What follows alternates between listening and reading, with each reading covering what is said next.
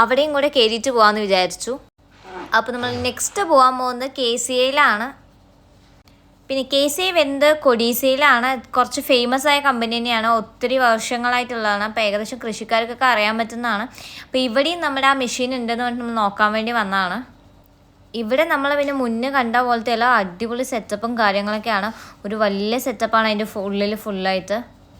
ഇന്ന് സൺഡേ ആയതുകൊണ്ടൊന്നും ആരും അധികം ഇല്ലായിരുന്നു. അപ്പോൾ തിരക്കും ഇല്ലാത്തതുകൊണ്ട് തന്നെ സമാധാനത്തോടെ എല്ലാം നമുക്ക് നോക്കാൻ പറ്റി. ഇവിടെയും അവിടുത്തെ പോലെ തന്നെ ഒത്തിരി മെഷീൻസ് ഉണ്ട്. പക്ഷേ ക്വാളിറ്റി വൈസ് നല്ല ക്വാളിറ്റിയാണ് ഇവിടെ ഉള്ളത്. അതേപോലെ സൈസ് കുറച്ച് കൂടുതലാണ്. നമുക്കങ്ങനെ ഇങ്ങനെ ക്യാരി ചെയ്ത് പോകാൻ നമുക്ക് അവിടുത്തെ പോലെ അങ്ങനെ ഉരുട്ടിയിട്ട് പോകാനുള്ള സെറ്റപ്പ് അല്ല. അപ്പോൾ അതിൻ്റെ ഒരു ബുദ്ധിമുട്ടുണ്ട്. പക്ഷേ ക്വാളിറ്റിയൊക്കെ അടിപൊളിയാണ്. പിന്നെ ഇവിടെ ട്രാക്ടറിലൊക്കെ വെച്ച് ഓടുന്ന മെഷീൻസും ഉണ്ട്. അതേപോലെ തന്നെ ഹെവി ആയതുകൊണ്ട് ഒരു മീഡിയം ലെവലുണ്ട്. ഇപ്പോൾ പെട്രോളിലാണെങ്കിലും എഞ്ചിനിലാണെങ്കിലും എല്ലാവരും കസ്റ്റമൈസ് ചെയ്ത് തരും. പക്ഷെ നമ്മൾ നോക്കി വന്നത് മൂക്കില്ലാത്ത അതുപോലെ തേങ്ങയായിട്ട് മാത്രം വരുന്ന മെഷീൻ നോക്കിയത്. ഇവിടെ അതില്ല, മൂക്കായിട്ട് വരുന്ന മെഷീനേ ഉള്ളൂ. റേറ്റിൻ്റെ കാര്യത്തിൽ നല്ല ഡിഫറൻസ് ഉണ്ട്. കമ്പാരിറ്റീവ്ലി നോക്കുമ്പോൾ നമ്മൾ ഫസ്റ്റ് നോക്കി അവിടെ കുറച്ച് റേറ്റ് കുറവാണ്, ഇവിടെ കുറച്ച് റേറ്റ് കൂടുതലാണ്. ഇവിടെ പിന്നെ വരുന്നത് ഇലക്ട്രിക്കാണ് ഉള്ളത്, വേറെ ഒന്നും ഇവിടെ ഇപ്പോൾ അവൈലബിൾ അല്ല. ഇവിടെ ഒത്തിരി മെഷീൻസ് ഉണ്ട്.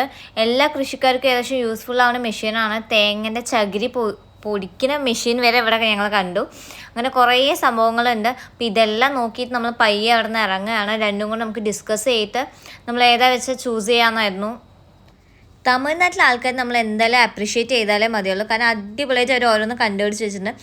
ഇപ്പം നമ്മൾ കാണുന്ന ചായക്കടയിൽ വെക്കുന്ന പാൽപാത്രം വരെ അവരൊരു ക്രിയേറ്റീവായിട്ടൊക്കെ ഉണ്ടാക്കി വെച്ചിട്ടുണ്ട്. പാലിന് വേറെ അങ്ങനെ കുറേ സംഭവങ്ങൾ അവിടെ ചെയ്ത് വെച്ചിട്ടുണ്ട്. നമ്മൾ അവിടെ പോയിട്ട് തന്നെ കാണണം. അത് മാത്രമല്ല, ഇപ്പോൾ കൃഷിക്ക് വേണ്ട എല്ലാ സാധനങ്ങളും അവിടെ മാനുഫാക്ചറിങ് ചെയ്യുന്നുണ്ട്. നമുക്ക് ഒരു ദിവസം നമ്മൾ അവിടെ സ്പെൻഡ് ചെയ്ത് നമുക്ക് ഏകദേശം അറിയാൻ പറ്റും എന്തൊക്കെ സാധനങ്ങൾ അവിടെ ഉള്ളതെന്നും. അവരുടെ ഐഡിയാസൊക്കെ അടിപൊളിയാണ്. കാരണം ഭയങ്കരമായിട്ട് അവർ ചെയ്തു വെച്ചിട്ടുണ്ട്. ഇവിടെ നമ്മുടെ കേരളത്തിൽ അങ്ങനെ ഉണ്ടോയെന്ന് എനിക്കറിയില്ല.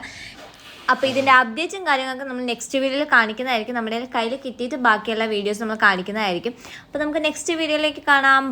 ബൈ.